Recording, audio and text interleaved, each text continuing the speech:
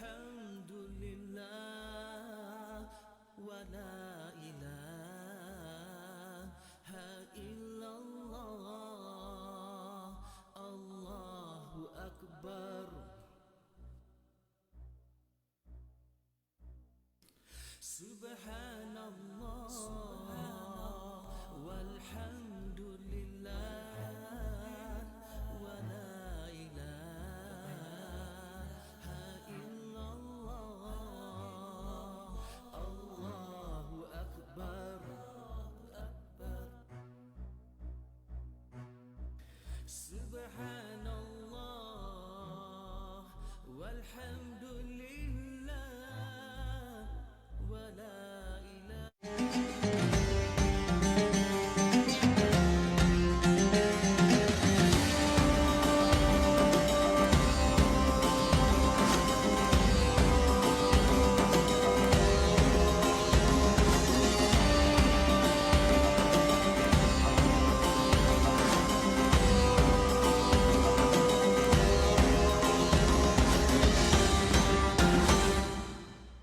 Bismillahirrahmanirrahim. Assalamualaikum warahmatullahi wabarakatuh.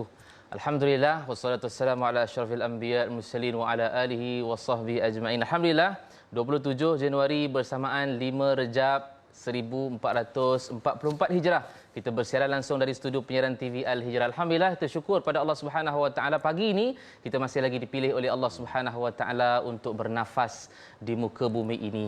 Hari ini hari Jumaat, subhanallah, banyak kelebihan pada hari Jumaat ini. Jangan lepaskan peluang untuk sama-sama kita mengamalkan amalan-amalan yang diajarkan oleh Nabi sallallahu alaihi wasallam, insya-Allah, supaya tujuan kami dalam TV Al-Hijrah ini berjaya, iaitu sama-sama kita menjadikan rumah kita sebagai syurga dan syurga kita sebagai rumah untuk masuk ke dalam syurga bersama-sama keluarga kita, insya-Allah. Dan kita juga nak menjadikan bahawa ummah ini disatukan dengan ilmu. So yang menonton pada pagi ini jangan lupa untuk like, share, komen dan komen di ruangan komen kita di Facebook TV Al-Hijrah agar dapat manfaat daripada apa yang kita kongsikan pada pagi ini, insya-Allah. Dan pagi ini kita nak bawakan satu tajuk yang saya kira satu benda yang menjadi satu tarikan untuk kita nak melakukan amalan-amalan yang soleh, iaitulah raih pahala berganda. Dan kita bawakan panel yang tidak asing lagi bersama dengan kita dalam Assalamualaikum Subuh, iaitulah Al-Fadhil Ustaz Zul Ramli Muhammad Razali yang merupakan Duta Kompleks Masjid Bukit Rahman Putra. Assalamualaikum Ustaz. Waalaikumsalam warahmatullahi. Apa khabar? Alhamdulillah. Allah suka baik. Tengok muka Ustaz Allah senyum sama. sentiasa. Allah. Supaya orang yang dapat tengok,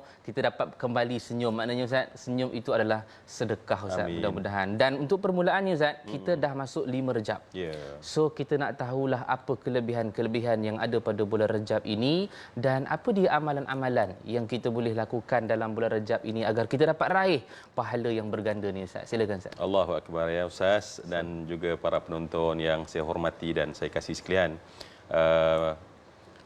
Alhamdulillah ya, macam yang Ustaz katakan tadi, apabila Allah, sebab orang selalu kata ya, bila umur orang tu dia lebih daripada umur Nabi, itu umur bonus.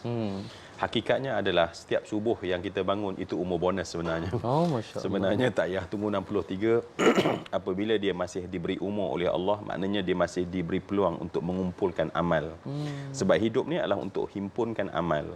Kalau mati, terputus amal, tak ada peluang sama sekali. Bahkan pintu taubat pun dah tertutup ya. Masya-Allah. Baik, dalam konteks itulah ya, saya kira rakan-rakan yang bersama dengan kita dengan insya-Allah ya. Semangat pagi. Semangat pagi ini sama-sama ya. Dan kita cuba nak menghayati tentang bulan Rejab ini dan kita nak cuba mendapat sesuatu yang kita semat dalam hati yang kemudian kita boleh jadikan satu yang kita boleh amalkan dalam hidup kita. Pertama saya kira Ustaz ya, apabila kita bercakap soal Rejab ya, pastinya dia adalah satu benda yang besar sebenarnya sebab dia adalah berkaitan dengan taqwal qulub. Kita tahu nanti orang lelaki nanti hari Jumaat akan dengar khatib baca khutbah kan? Pasti. Ya ayyuhalladzina amanu taqullaha haqqa tuqatih. Yang dikata wahai sedang Jumaat, bertakwalah kepada Allah dengan takwa yang sebenar. Tetapi ada takwa yang Allah dalamkan lagi maknanya bagi orang yang yu'azzim sya'airallah. Orang yang membesarkan syiar Allah. Dan syiar Allah itu kemudian kita besarkan. Dan termasuk dalam syiar Allah adalah bulan-bulan yang dimuliakan oleh Allah Subhanahu wa taala. Kan dengan jelas Allah sebut dalam surah Taubah betapa Allah menjadikan sejak daripada awal penciptaan langit dan bumi ini 12 bulan dan padanya arba'atun hurum. Dan dalamnya ada 4 bulan yang dihormati. Dan Nabi sebut dalam hadis tentang 3 bulan yang mutawaliyat yang berturut-turut dan 1 bulan yang terasing. Dan bulan terasing itu sekarang kita sedang berada dalamnya, kan? Jadi mesti di sana ada merupakan satu benda yang besar di sisi Allah. Dan orang bertakwa bila dia dapat rasa bahawa benda tu Allah nampak dia besar, maka dalam hati kita mesti rasa besar. Dan sebab tu kalau penonton saya lah ya yang daif, yang lemah ni. Kalau kita tak rasa bahawa bulan Rajab ini besar sesuai dengan namanya yang memang bermaksud ta'zim, membesarkan, maknanya di manalah letak taqwal qulub tadi. Jadi sebab tu kalau Ustaz tanya soalan untuk kita bincang ni, masya-Allah, kita rasa macam hati kita ni masya-Allah macam mana ya? Adakah kita membesarkan sesuatu benda yang dianggap besar oleh Allah? Allah anggap bulan ini hebat dan besar. Dan saya kira kalau untuk praktiknya pula ya, sebab kita pun masa taklah panjang mana Ustaz kan? Bila kita bermula dengan hati kita, Masya Allah, bulan ini istimewa rupanya. Dan istimewa itu sebenarnya adalah untuk membuka seluruh pintu-pintu kebaikan untuk kita raih di dalamnya. Dan kalaulah orang Arab jahiliah dulu kan, masuk saja bulan Rajab, pintu Kaabah dibuka seluas-luasnya dan tak ditutup, dan hanya dibuka pada bulan Rajab ini saja. Habis bulan Rajab mereka tutup pintu Kaabah tersebut. Itu memberi simbol bahawa bulan ini memang satu bulan yang sangat istimewa. Dan Rasulullah sallallahu alaihi wasallam setelah datang Islam membesarkan lagi, menggalakkan lagi. Dan yang saya katakan tadi Ustaz ya, kalaulah dia adalah merupakan rasa hati kita terhadap membesarkan apa yang dibesarkan oleh Allah Subhanahu wa taala, maka untuk tindakannya adalah Rajab adalah merupakan gerbang untuk kita bertemu dengan Ramadan. Artinya sekaranglah waktu yang kita kena buka balik semua kita punya kesiapsiagaan kita, kerana bulan Ramadan yang hanya datang setahun sekali tersebut tidak akan memberi impak dan kesan kepada kita kalau hanya kita sambut di awal Ramadan. Tetapi mesti bermula di awal Rajab. Maka sebab itulah kita menjumpai bagaimana pesan ulama, Rajab ibarat kita mula mengambil benih yang baik dan kita letak ke dalam bumi. Sya'ban adalah bulan yang kemudian kita siram sebanyak-banyaknya air. Ramadan kita akan dapati bahawa pohon yang kita inginkan itu telah tumbuh dengan baik. Maknanya Ustaz, kalaulah tiba-tiba pada awal Ramadan baru nak tanam benih, jawabnya masya-Allah, tak sempat kita nak dapat takwa tersebut ya. La'allakum tattaqun tak akan terbina. Jadi artinya kita sangat bertuah apabila saya dan kita semua diingatkan untuk melihat betapa pentingnya bulan ini untuk kita mula memasang kesiapsiagaan untuk melihat apakah kebaikan yang kita boleh raih. Apakah kebaikan yang kita boleh raih. Sebab amal ni kita tahu dua Ustaz kan. Satu amal, ada amal yang kita buat, kita berhenti, pahalanya berhenti. Ada amal yang kita buat sekali tetapi pahalanya terus-terusan mengalir. Jadi dua bentuk amal ni, terutamanya di bulan Rajab yang dimuliakan ini, adalah sesuatu benda yang memang kita kena rebut untuk lakukan sebanyak mungkin insya-Allah. Masya-Allah. Itu antara amalan-amalan yang kita boleh lakukan dalam bulan Rajab. Sebab nak memulakan itu Ustaz supaya dalam bulan Ramadan nanti kita akan dapat istiqamah dalam amalan kita dalam bulan Ramadan nanti insya-Allah. Dan juga amalan yang berterusan tu pastinya kita nak Ustaz. Antaranya mungkin sedekah insya-Allah yang kita akan bincangkan nanti. Kita akan berhenti rehat seketika, kemudian kita akan kembali dalam Assalamualaikum Subuh insya-Allah.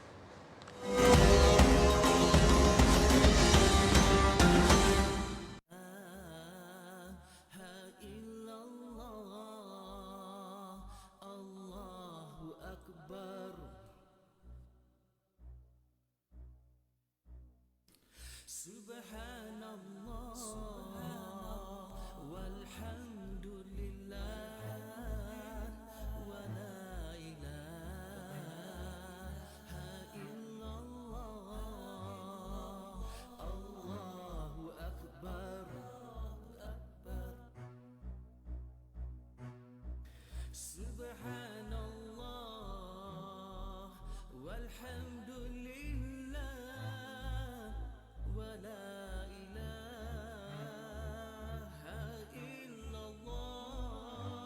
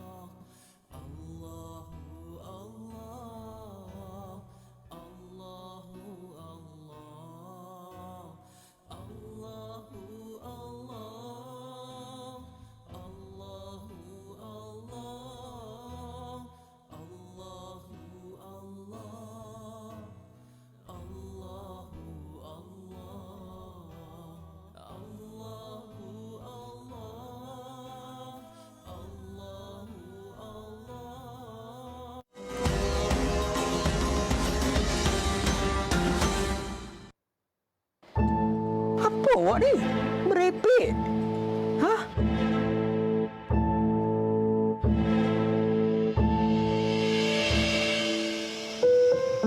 Lia?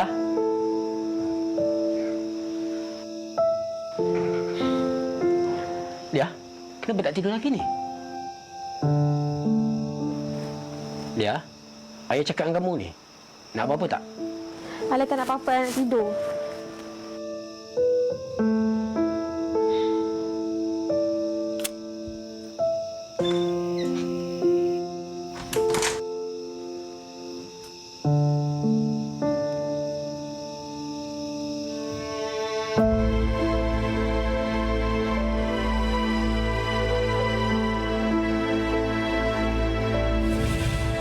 Abang, saya rasa macam dia nak mati lah, bang. Apa awak ni? Merepek. Hah? Lia, cepat sikit. Kita dah lambat ni. Ayah, ibu, tunggu Alia kejap.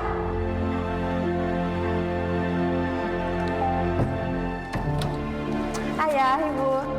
Cantik tak Alia? Cantik. Cantiknya anak ibu ni. Ayah, Ya. hari ni kita nak infak makanan dekat masjid mana? Ayah ingat hari ni kita impak dekat surau sekitar Bukit Rama Putra. Jom, kita dah lambat ni.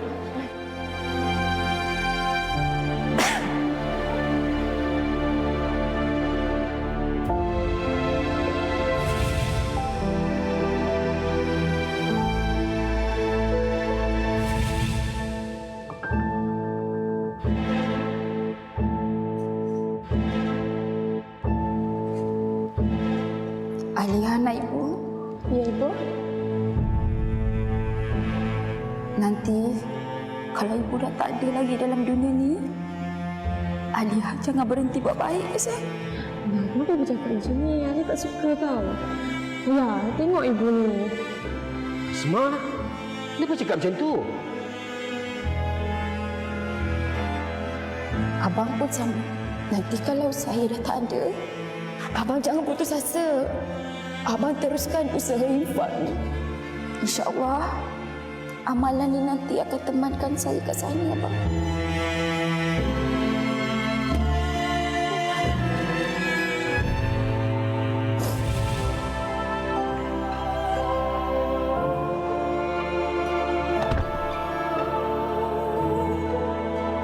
Alia, kenapa ni? Alia rindu ibu.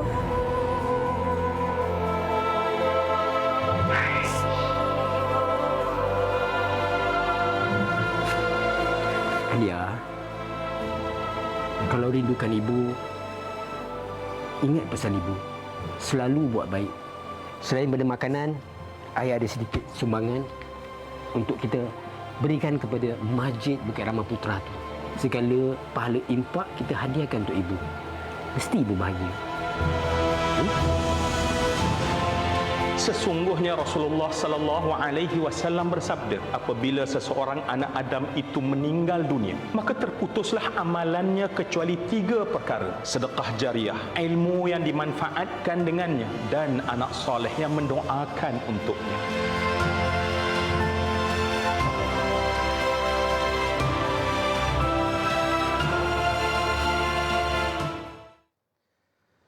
Baik, itu dia klip video yang menyentuh hati kita dan memperingatkan kita tentang kematian. Dan tidak ada lagi amalan yang kita boleh buat setelah mana kita mati bertemu dengan Allah. Tetapi ada amalan-amalan yang pahalanya tetap mengalir. Antaranya adalah sedekah jariah. Dan kita nak pergi semula kepada Al-Fadhil Ustaz Zul Ramli berkaitan dengan kompleks Masjid Bukit Rahman Putra. Dan kalau kita lihat tadi Ustaz berkaitan dengan sedekah, itu amalan yang berterusan pahalanya. Dan boleh Ustaz ceritakan sikit berkaitan dengan sedekah dan bagaimana pula program tabung sedekah subuh bersama kompleks Masjid Bukit Rahman Putra dan perkembangan terkini kompleks masjid tersebut. Ustaz, silakan. Baik, Allahu Akbar ya. Benar bahawa hakikat amalan ni Ustaz Hasan, kita tahu bahawa apabila kita bernyawa dan kita hidup, dan kata Nabi malam yugharghir, ketika nyawamu sebelum sampai ke ghargharah, pada saat sebelum sampai ke ghargharah, amal yang kita buat dia akan berpahala untuk kita. Tetapi amalan yang kita katakan sedekah, kata Nabi, idza matta ibnu adam in qata'a amaluhu illa min thalathin. Bila datang saja kata Nabi kematian kepada seorang anak Adam inqata, makna terputus, melainkan 3. Dan kita nak sebutkan salah satu yang disebut dengan jelas oleh Nabi adalah sedekah jariah. Sedekah ini saat seseorang manusia itu menghembuskan nafasnya yang terakhir. Ulama kata yang lebih teruk daripada kematian, daripada segala kesakitannya adalah pada saat si mati tahu bahawa dia tidak boleh lagi bertaubat. Itulah kesakitan yang lebih sakit daripada sakit kematian itu sendiri. Dia nak melakukan amal tetapi dia tak boleh melakukan amal. Nak gerakkan mulut untuk tasbih, dia tak boleh nak bertasbih. Dia nak gerakkan mulut untuk tahmid, dia tak boleh nak bertahmid. Dia rasa bahawa selama ni hidup dia menghimpunkan harta yang sangat banyak. Titik peluh dia kerja pagi sampai petang. Tetapi semua harta tu langsung tak ada manfaat untuk dia. Dan baru dia tahu bahawa sebenarnya harta yang dia infakkan saja, terutamanya untuk rumah Allah, itulah yang nanti akan kemudian terus mengalir, bukan sehari, bukan seminggu, bukan setahun, tetapi sepanjang selagi mana terbina masjid tersebut. Dan amal itu, saya kira bila kita kaitkan tadi Ustaz dengan bulan Rejab, Masya Allah. Sebab Nabi ini, senarailah apa amalan pun, di Ramadan terutamanya, Nabi akan banyakkan amalan. Semua amalan Nabi, dia akan, graf dia akan naik. Tetapi yang paling ketara naik adalah pemurah Nabi di bulan Ramadan. Infak dan sedekah Nabi di bulan Ramadan. Jadi kalau kita katakan bahawa Rejab ni adalah memang gerbang untuk Ramadan, dan kita nak jadi macam Nabi itu, maka apa yang kita kena buat sejak daripada sekarang. Dan saya kira Ustaz saya mewakililah pihak pengurusan yang menguruskan tabung untuk membina masjid.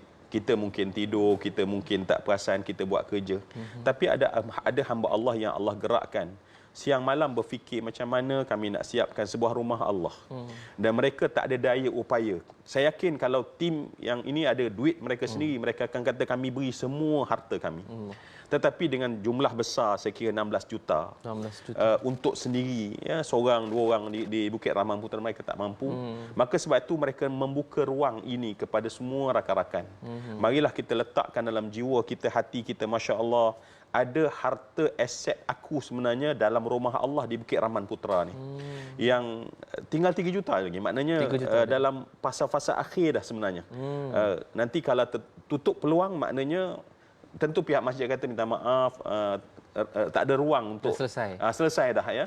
Sebab kita memang cari untuk apa yang patut terbina di masjid itu saja. Jadi saya kira dengan semangat daripada seluruh yang bila saya jumpa dengan mereka-mereka yang memang bersungguh nak bina sebuah rumah Allah ni macam kita tak ada masalah keluar kerja, balik kerja, tak fikir pun ya. Kita mungkin cari duit untuk kita dan kemarin renovate rumah sikit-sikit kan. Tapi mereka berfikir untuk macam mana nak bina rumah Allah. Jadi mari kita sama-sama, saya memang sangat mengajak, menyeru, bahkan merayu sebenarnya untuk mari kita sama-sama realisasikan terbinanya sebuah kompleks Masjid Bukit Rahman Putra ini yang akan insya-Allah memberi manfaat yang sangat besar. Ya, cuba bayang setelah siap nanti, saya suka membayangkan imam takbir kat depan macam ustaz lah. Qori yang sedap suara, yang baca sedap suara ni, dia angkat takbir Allahu Akbar.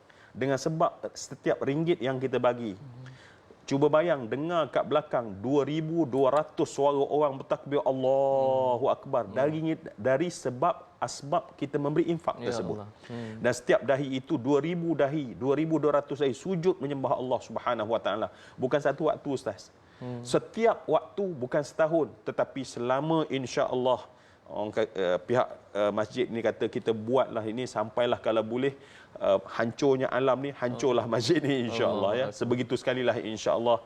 Dan saya yakin dengan progres bermula dengan kita punya usaha kita ini, insya-Allah makin kita laju dalam sumbangan dan menyiapkannya, dan insya-Allah kalau kita tengok di skrin kita itu komplek yang sebegitu akan terbina dan asasnya dan kemudian progres perkembangan dia punya binaannya dah mula dibangunkan.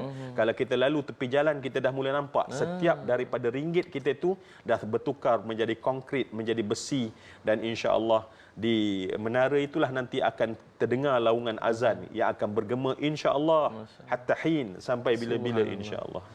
Itu antara yang kita boleh kejar untuk kita nak dapatkan pahala ataupun saham akhirat yang tidak terputus-putus insya-Allah. Ustaz, tanda kita dah sebut tadi berkaitan dengan dana yang masih diperlukan lebih kurang 3 juta Ustaz. Bila anggaran yang akan siap sepenuhnya kompleks? Sejujurnya Ustaz ya, kita sebab bila kita memerlukan dana dan kita tidak ada peruntukan. Dia kalau bila ada peruntukan yang tetap daripada siapa-siapalah, contohnya pemerintah ke, maka kita akan letakkan terus dia punya tarikh siap dia.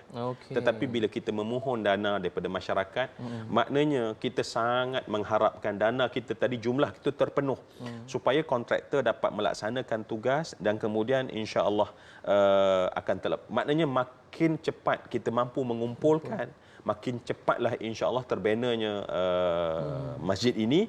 Dan kalau kita tengok di sana juga kita dah lihat di skrin betapa asas-asasnya telah dibina.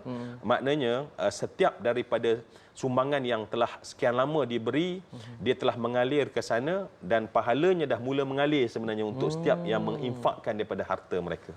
Tu tiang-tiang pun dah dibina Ustaz. Kita dah nampak dah dia punya bentuk kompleks Masjid Bukit Rahman Putra ini. Okey, Ustaz, mungkin sikit harapan Ustaz dan bagaimana untuk kami yang menonton ini untuk menginfakkan kepada kompleks Masjid Bukit Rahman Putra ini, Ustaz. Baik, sekali lagi harapan saya mewakili semua tim-tim yang sebenarnya siang malam berfikir, bahkan mereka berdoa sebenarnya.